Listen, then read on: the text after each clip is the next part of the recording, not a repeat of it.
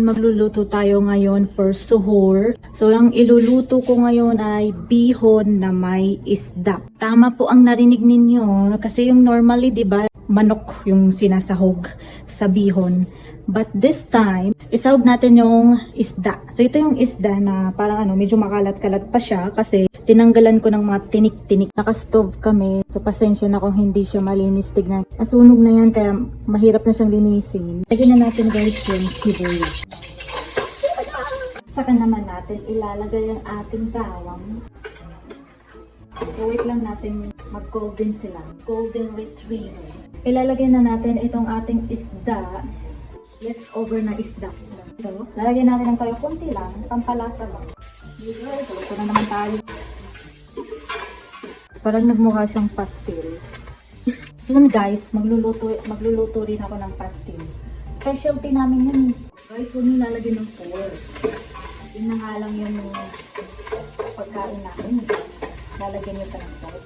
Intended talaga siyang manok. Manok na pastil talaga. Huwag nyo nang lagyan ng pork.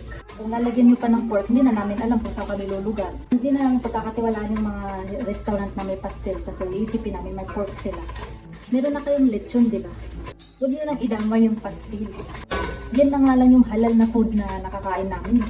Nagpa-firework siya guys. Guys, mukha na talaga siyang pastil. Diba? Pwede na guys, pwede na siyang isdang pastil. Ilalagay na natin ang ating bihon. Mabigat kasi ito. Wala akong katulong. Charo. Ang haba kasi ng hair mo.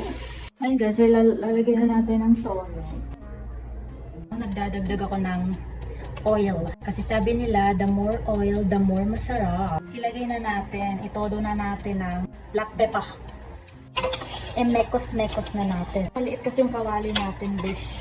Kasi kung malaki ito, hindi ako mahirapan. Kasi maliliit yung kawali namin dito, yung yung pangbihon. Nauna yung toyo, bago yung bihon. Pasensya na po, nakalimutan po eh. Tikman muna natin, baka masarap siya. Bismillah.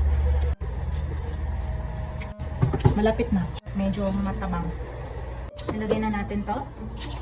Mostly kasi naglalagay ako ng Knorr cubes na manok. Kasi yun yung pampalasa niya. Pero okay lang kasi yung gamit ko naman is isdang bihon to. Mekos-mekos na natin. Dapat ito yung, di ba nauuna yung repolyo, di ba? Good luck na lang. Kung nagluto-luto, hindi alam yung mga step. Pasensya na po, hindi po ako expert. Yan, ilagay natin to, itong sili. Tapos mekos-mekos natin ulit. Sarap pang dessert. Pero uulamin namin to eh. Okay lang. Hindi siya yung parang sobrang perfect. Wala siyang wow effect pero masarap.